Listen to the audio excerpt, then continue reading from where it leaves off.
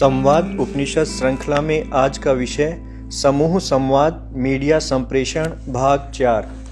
अब प्रश्न यह उठता है कि मात्र सूचना एवं ज्ञान के आधार पर पत्रकारिता समाज के किस स्तर में परिवर्तन ला सकती है। जब तक समाचार पत्र, पत्रिकाओं तथा दूरदर्शन जैसे माध्यमों में हृदय की भावनाएं नहीं झलकेंगी, तब तक समाज में किसी तरह के बदलाव की अपेक्षा करना अर्थहीन होगा। यह परिवर्तन मात्र श्रम अथवा बुद्धि के कौशल से नहीं आ सकता, न ही मात्र भावनाएं समाज में यह परिवर्तन ला सकती हैं, क्योंकि मन चंचल होता है। हमारे लेखन में अंतर्निहित इरादे ही समाज में परिवर्तन ला सकते हैं। हम अपने बच्चों के साथ अधिक बातचीत नहीं करते। जिन लोगों की तीसरी पीढ़ी मौजूद है, उनमें से कोई भी सहमत नहीं होगा कि उनकी तीसरी पीढ़ी उनकी सलाह मानती है। आज बुजुर्गों को अपनी संतानों की सलाह माननी पड़ती है। यह उनकी पराजय है। आज की परिस्थितियां गुजरे जमाने से भिन्न हैं। यह आज के समाज में परिवर्तन का सूचक है, जो ठीक हमारी नाक के नीचे घटित हुआ है और हमें इसका भान तक नहीं हुआ, और मैं इसे रोकने के लिए कुछ नहीं कर सकता। यह कैसी व्यवस्था है? यह स्थिति हमारी अपनी क्षमता पर सवाल उठाती है। तो प्रश्न उठता है, दूर बैठा एक साहित्यकर्मी अपनी लेखनी द्वारा समाज में कैसे परिवर्तन ला सकता है? इस तरह हमारी जागरूकता पर प्रश्न चिन्ह लगता है, मेरे उत्तरदायित्व भाव पर प्रश्न चिन्ह लगता है। यहाँ प्रश्न उठता है कि आज मेरे अपने घर में ऐसा बदलाव कैसे आया कि मेरी अपनी संतानें आज मेरी बात सुनने के लिए राजी नहीं हैं। तो हम उन्हें साहित्य से परिचित कैसे करवा सकते हैं? नई पीढ़ी को साहित्य से परिचित करवाने के लिए जो पहला कदम हमें उठाना होगा, वह यह है कि हमें अपने बच्चों को रोज कम से कम 1 घंटा देना होगा। उनकी पाठ्य पुस्तकों में मात्र विषयों की जानकारी दी गई है। वे मानवता का पाठ नहीं पढ़ाती।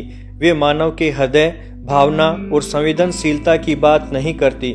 किसी भी कक्षा की पुस्तक में स्थानीय भूगोल की जानकारी नहीं दी जाती, न ही राष्ट्रीय अथवा स्थानीय इतिहास से उनको परिचित करवाया जाता है। तो आज के पत्रकार किस आधार पर पत्रकारिता करेंगे? इसे हम इस उदाहरण से बेहतर समझ सकते हैं। मेरे समक्ष आम का एक बीज है। मेरी नज़रों के सामने कोई आम का वृक्ष नहीं है, लेकिन फिर भी मेरे मन में विश्वास है कि यदि मैं इस बीज को जमीन में बो दूंगा, उसमें खाद पानी डालूंगा, तो मुझे आम मिलेंगे। इस विषय में मुझे कोई संदेह नहीं। अब प्रश्न यह उठता है कि मुझ में यह विश्वास कहाँ से आया? मुझे यह समझना चाहिए कि यदि मैं किसी नूतन अस्तित्व का निर्माण करना चाहता हूँ, तो मुझे अपने अस्तित्व को खतरे में डालना होगा। लेकिन यदि मैं अपने आप को सुरक्षित रखते हुए जीवित रखना चाहता हूँ, तो मैं कुछ भी नया सृजित नहीं कर सकता। मेरा जीवन संपूर्णता प्राप्त नहीं कर सकता। आम के बीज से आम का वृक्ष उत्पन्न होता है। यह फूल एवं पत्ते धारण करता है और दिनों दिन बढ़ता जाता है। नियत समय पर यह अनेक रसदार फल धारण करता है। तो बीज से फल तक की यह यात्रा कैसे संपन्न हुई? क्या कोई वैज्ञानिक इस प्रक्रिया को नियंत्रित कर सकता है और लिख कर दे सकता है कि बीज नष्ट हो गया और उसका कोई अवशेष शेष नहीं रहा? हमें यह समझना होगा कि वृक्ष द्वारा धारण किए गए फल बीज से पैदा हुए, जिन्हें मिट्टी में बोया गया था। हम अब बीज को प्रत्यक्ष नहीं देख सकते, लेकिन आम के फल, उनका रस और मिठास हमें उस बीज से ही प्राप्त हुए हैं। धरती में बोए गए उस बीज में प्राण पड़ गए हैं, जो उसके पूरे अस्तित्व में प्रवाहमान हैं। वह जीवन से परिपूर्ण हो उठा है। इसी प्रकार इसमें मात्र देवो भवः का सिद्धांत अंतर्निहित है, और इसी तरह से माता पिता के अंश संतान में प्राण अथवा जीवनी शक्ति में बदल जाते हैं और उसमें प्रवहमान होते हैं। प्राण भगवान का रूप है।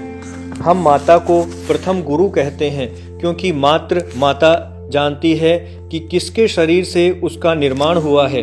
हमारा जीवन दर्शन कर्म एवं पुनर्जन्म के सिद्धांत में आस्था रखता है। जननी अपने शिशु को एक अच्छा इंसान बनाकर समाज में स्थापित करने के उद्देश्य से उसको विविध अनुष्ठानों द्वारा संस्कारित करती है। माता के अतिरिक्त अन्य कोई और उसे सही अर्थों में मानव नहीं बना सकता। तभी अभिमन्यु जैसे चरित्र अस्तित्व में आते हैं। मात्र माता में सारी संभावनाएं निहित होती हैं। जननी माया भी होती है। वही हमारी तृष्णा, अभिलाषा और हमारी प्रज्ञा होती है। केवल इसी कारण हम शायद सर्वश्रेष्ठ नहीं बन सकते। यदि माता द्वारा अपने गर्भस्थ शिशु को सभ्य बनाने में कोई गुंजाइश रह जाती है तो साहित्य, पत्रकार एवं कवि उसे ज्ञान देते हैं और उसे दूरदर्शिता का पाठ पढ़ाते हैं। साहित्य की इसी क्षमता से उसकी समाज को दिशा देने की योग्यता, सघनता एवं उसका कद आंका जा सकता है। समाज को हर मायने में श्रेष्ठ बनाना साहित्य का महान उद्देश्य होता है। यदि मैं श्रेष्ठ नहीं बनता तो मैं भक्ति मार्ग का अनुसरण नहीं कर सकता। आस्था एवं आत्मसमर्पण के भाव मेरे हृदय में पैदा नहीं हो सकते।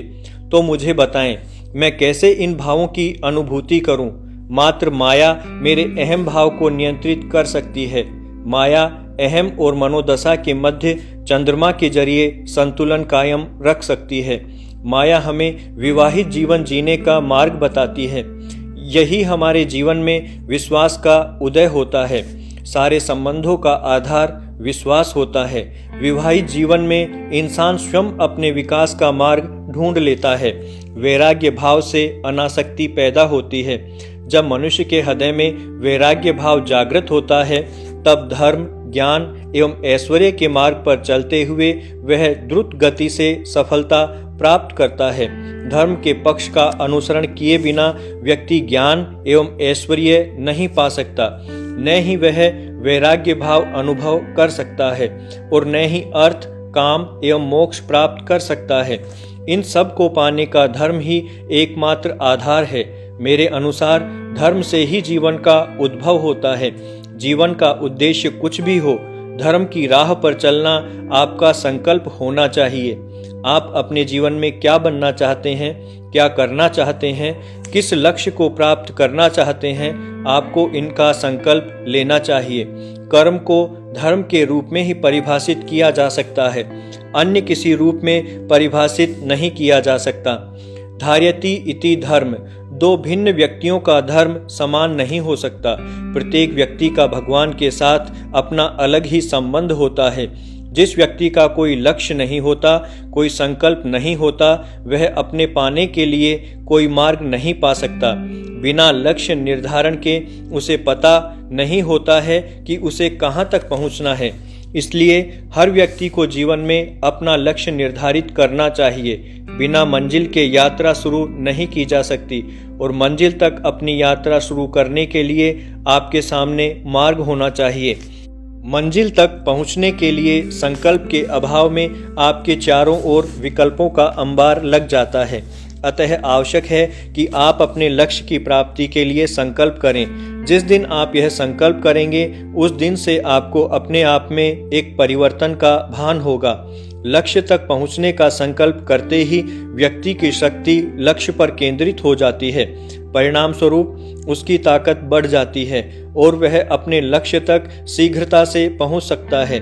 आज हमें यह पता नहीं कि जीवन को किस ढंग से कैसे जीना है। हमारे भूत और भविष्य की समयावधि बहुत अधिक प्रतीत होती है। वर्तमान की कोई समयावधि नहीं होती। हम इसे क्षण कहते हैं, वही वर्तमान होता है। अगले ही क्षण वर्तमान भूत बन जाता है। इसलिए समय अत्यंत मूल्यवान कहलाता है। अब प्रश्न उठता है कि अपने भविष्य को बनाने के लिए मैं अपने वर्तमान का उपयोग कैसे करता हूँ। जीवन का नाम वर्तमान है। पाठशाला से आकर आपका बच्चा अपना बैग पटक कर आपसे कहता है, माँ मैं भूखा हूँ, मुझे भोजन दो। आप उसे स्नेह से भोजन कराती हैं। वह खाते ही बता सकता है कि सब्जी आपने नहीं बनाई है। यहाँ हमें दोनों के मध्य वैचारिक संप्रेषण को समझना होगा। एक पत्रकार के तौर पर मुझे उस स्तर तक पहुँचना होगा जिस स्तर पर पाठक मात्र आपके शब्दों को नहीं पढ़ता, वरन उनमें अंतर्निहित संदेश को आत्मसात करता है जो उसके हृदय तक पहुँचता है। तभी मैं एक पत्रकार के तौर पर अनुभव करूँगा कि मैं अपनी लेखनी से सरस्वती की आराधना कर रहा हूँ और यही साहित्य एवं समाज के हित में होगा। वर्तमान शिक्षा पद्धति ने हमें मानवता एवं संवेदनशीलता से दूर कर दिया है। परिणामतः पत्रकारिता से संवेदनशीलता लुप्त हो गई है। आज स्कूलों में विद्यार्थियों को जो शिक्षा प्रदान की जा रही है उसका आधार शरीर एवं बुद्धि है, न कि हृदय एवं आत्मा। फलतः उनका व्यक्तित्व असंतुलित होता जा रहा है, लेकिन हम यह स्वीकार नहीं करते। आज हम स्कूल या कॉलेज से एक लक्ष्य लेकर निकलते हैं, वह है आजीविका। इसका उद्देश्य न तो शांति है न ही मुक्ति।